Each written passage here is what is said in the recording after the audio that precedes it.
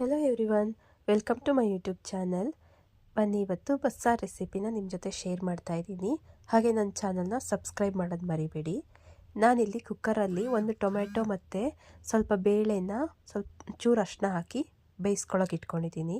ಒಂದು ಮಿಕ್ಸಿ ಜಾರ್ಗೆ 1 ಸ್ಪೂನ್ ಜೀರಿಗೆ, ಅರ್ಧ ಸ್ಪೂನ್ ಕಾಳುಮೆಣಸು, ಒಂದು ಬೆಳ್ಳುಳ್ಳಿ ಗೆಡ್ಡೆ, ಆಮೇಲೆ ಒಂದು 5ರಿಂದ 6 ಕೆಂಪು ಮೆಣಸಿನ್ಕಾಯಿ ಮತ್ತು ಸ್ವಲ್ಪ ಕೊತ್ತಂಬರಿ ಸೊಪ್ಪು ಮತ್ತು ಒಂದು ಮೀಡಿಯಮ್ ಸೈಜ್ದು ಆನಿಯನ್ ಹಾಕ್ಕೊಂಡಿದ್ದೀನಿ. ಇದಾದ್ರ ಮೇಲೆ ಒಂದು 2 ಸ್ಪೂನ್ ಆಗೋಷ್ಟು ಕಾಯಿ ತುರಿ ಹಾಕ್ಕೊಂಡಿದ್ದೀನಿ. ನಾನಿಲ್ಲಿ 2 ಸ್ಪೂನ್ ಆಗೋಷ್ಟು ಕಾಯಿ ತುರಿ ಹಾಕ್ಕೊಂಡಿದ್ದೀನಿ. ಆಮೇಲೆ ಒಂದು ಬೇಯಿಸ್ಕೊಂಡಿರೋ ಟೊಮೆಟೊ, ಇಷ್ಟನ್ನು ಹಾಕ್ಕೊಂಡು ಪೇಸ್ಟ್ ಮಾಡ್ಕೊತೀನಿ. ಇಲ್ಲಿ ನೋಡಿ, ನಾನು ಈ ಥರ ಪೇಸ್ಟ್ ಮಾಡಿ ಇಟ್ಕೊಂಡಿದ್ದೀನಿ. ನಾನು ಇಲ್ಲಿ ಒಂದು ಪಾತ್ರೆಗೆ ಎಣ್ಣೆ ಹಾಕ್ಕೊಂಡು ಅದು ಕಾದ ತಕ್ಷಣ ಸಾಸಿವೆ ಹಾಕ್ಕೊಂಡಿದ್ದೀನಿ. ಆಮೇಲೆ ಒಗ್ಗರಣೆ ಐಟಮ್ಸ್ ಎಲ್ಲ ಹಾಕ್ಕೊಂಡಿದ್ದೀನಿ. ಈರುಳ್ಳಿ, ಕರಿಬೇವಿನ ಸೊಪ್ಪು, ಕೆಮ್ಮಮೆಣ್ಸಿನ್ಕಾಯಿ, ಬೆಳ್ಳುಳ್ಳಿನ ಹಾಕ್ಕೊಂಡು ಚೆನ್ನಾಗಿ ಫ್ರೈ ಮಾಡ್ಕೊಂಡಿದ್ದೀನಿ. ಆಮೇಲೆ ನಾನು ಪೇಸ್ಟ್ ಮಾಡ್ಕೊಂಡಿದ್ನಲ್ಲ ಆ ಮಸಾಲೆನ ಇದಕ್ಕೆ ಹಾಕ್ಕೊತೀನಿ. ಇದು ಬಂದುಬಿಟ್ಟು ಬೇಳೆ ಮತ್ತು ಹೀರೆಕಾಯಿ ಬೇಯಿಸ್ಕೊಂಡಿರೋ ನೀರು. ನಾನಿವತ್ತು ಬಸ್ಸಾರಿಗೆ ಹೀರೆಕಾಯಿನ ಸೇರಿಸ್ಕೊತಾ ಇದ್ದೀನಿ. ಆಮೇಲೆ ಈ ನೀರನ್ನ ಹಾಕ್ಕೊಂಡು ಚೆನ್ನಾಗಿ ಮಾಡಿ ಕುದಿಸ್ಕೊತೀನಿ. ನಾನೇನು ಎಕ್ಸ್ಟ್ರಾ ಏನು ಹಾಕೋಕ್ಕೆ ಹೋಗಲ್ಲ, ನೀರು ಇದೇ ನೀರು ನನಗೆ ಸಾಕಾಯಿತು.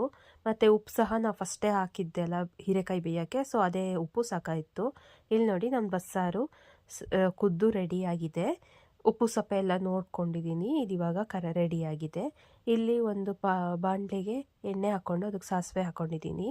ಅದಕ್ಕೆ ಬೆಳ್ಳುಳ್ಳಿ ಸೇರಿಸ್ಕೊಂಡಿದ್ದೀನಿ, ಕೆಂಪಮೆಣ್ಸಿನ್ಕಾಯಿ ಹಾಕ್ಕೊಂಡಿದ್ದೀನಿ, ಕರಿಬೇವಿನ ಸೊಪ್ಪು ಹಾಕ್ಕೊಂಡಿದ್ದೀನಿ ಮತ್ತು ಒಂದು ಈರುಳ್ಳಿನ ಸಣ್ಣದಾಗಿ ಹೆಚ್ಚಿ ಹಾಕ್ಕೊಂಡು ಇದನ್ನು ಚೆನ್ನಾಗಿ ಮಾಡಿ ಫ್ರೈ ಮಾಡ್ಕೊತೀನಿ. ಇದು ಪಲ್ಯಗೆ ನಾನು ಒಗ್ಗರಣೆ ರೆಡಿ ಮಾಡ್ಕೊತಾ ಇದ್ದೀನಿ.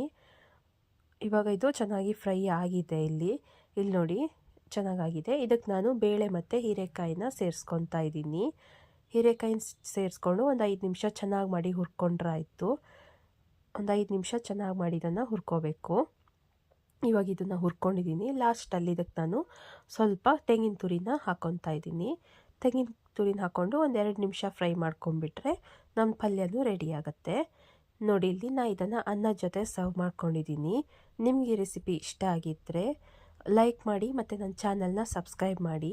Thank you all.